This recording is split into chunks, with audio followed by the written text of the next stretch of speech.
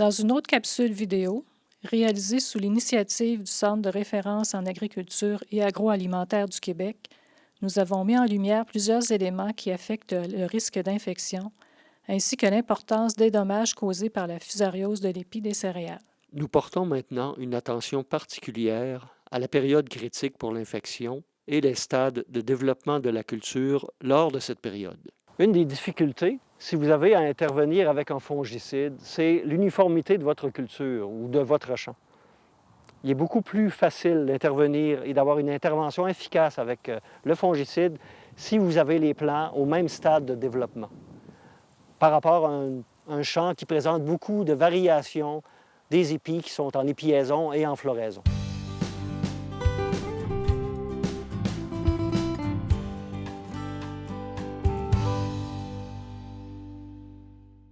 Il est important de bien savoir comment se développent les plants de céréales aux périodes critiques pour l'infection que sont l'épiaison et la floraison.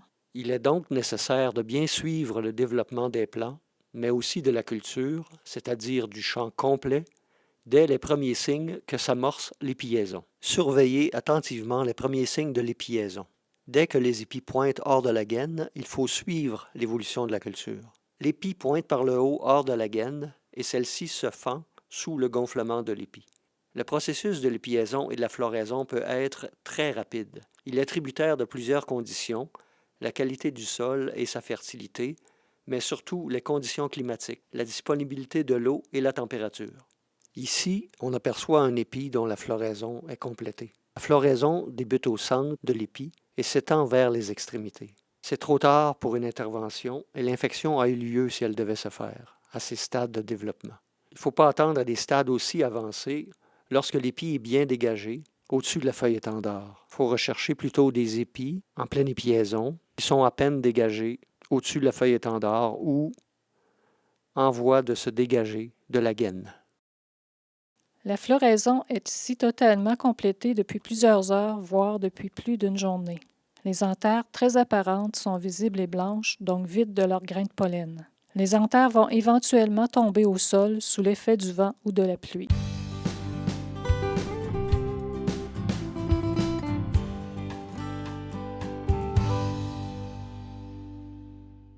Ce qu'on voit ici, c'est un épi de blé qui est presque complètement sorti de la gaine. Donc, on est à l'épiaison du blé.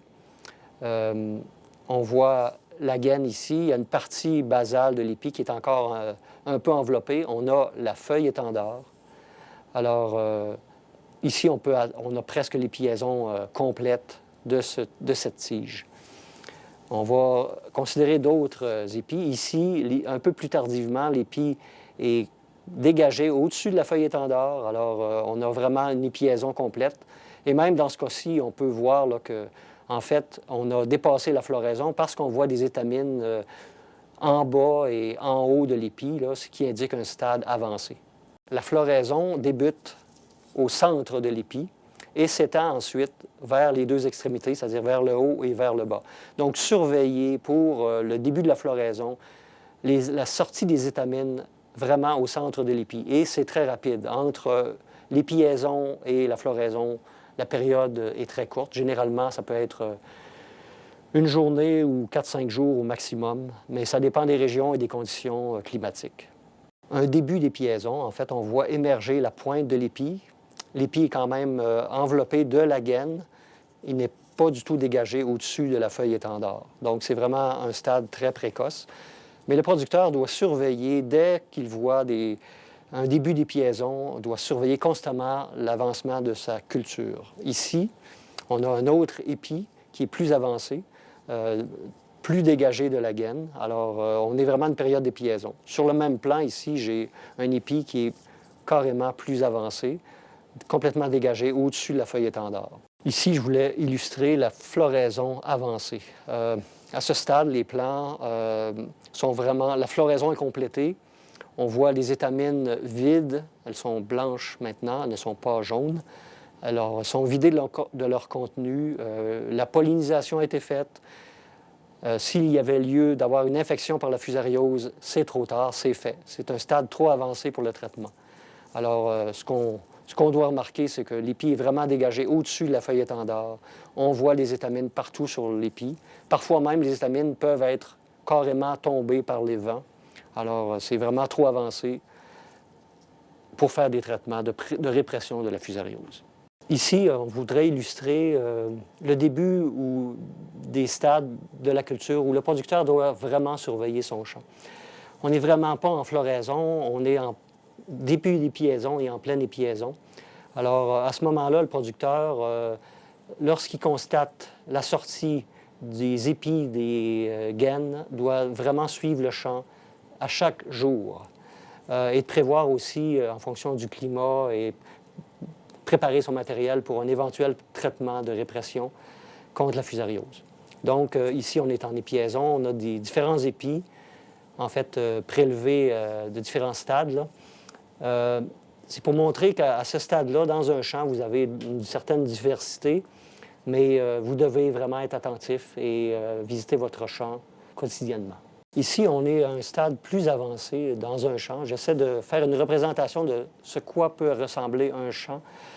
À ce stade-ci, on a des plants qui sont épillés complètement et on a aussi eu un début de floraison.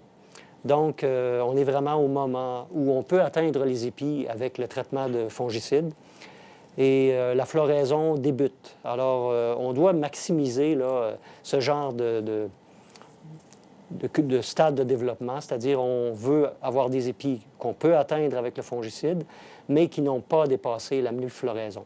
En fait, il faut avoir une proportion de plus de 70 %. Donc, viser de 70 à 100 % idéalement, là, mais c'est pas comme ça que ça se passe. Donc, plus de 70 70-80 % de plants qui sont complètement dégagés, donc épillés, et aussi de plants qui ne dépassent pas le stade 65, c'est-à-dire la mi-floraison.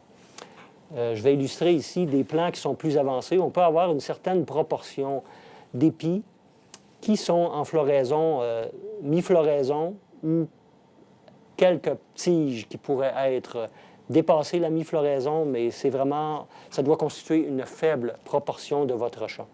Imaginez que ça représente un champ. On a une certaine proportion d'épis qui ont fleuri. Si vous êtes dans cette situation-là aujourd'hui, dans votre champ, ça représente votre champ, dans le fond, vous pouvez décider de traiter aujourd'hui ou demain.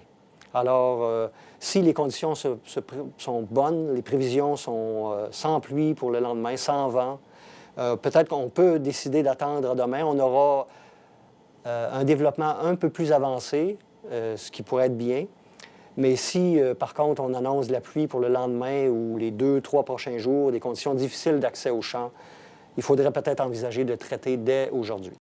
On voit ici, sous forme de schéma, des épis de blé à différents stades. Ce qui importe, c'est de traiter au moment où une forte proportion d'épis sont accessibles, donc épillés, mais qui n'ont pas dépassé la mi-floraison. Évidemment, certains épis secondaires seront moins avancés. D'autres épis peuvent être plus avancés, mais l'ensemble de ces épis moins avancés ou plus avancés doivent constituer une faible fraction des épis totaux du champ. Les épis qui sont ciblés par une intervention avec un fongicide doivent constituer au moins 70 % des épis de la culture.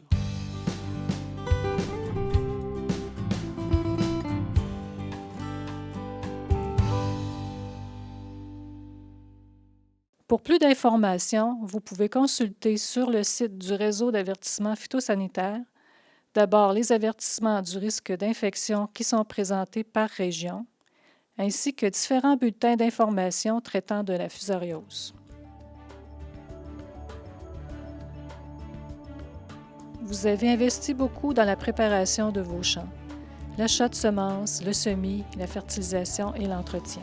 Si vous choisissez de faire un traitement avec un fongicide pour réprimer la fusariose, le bon appareillage de pulvérisation, les voies d'accès et l'application à un stade de développement adéquat sont tous des facteurs qui peuvent optimiser votre intervention.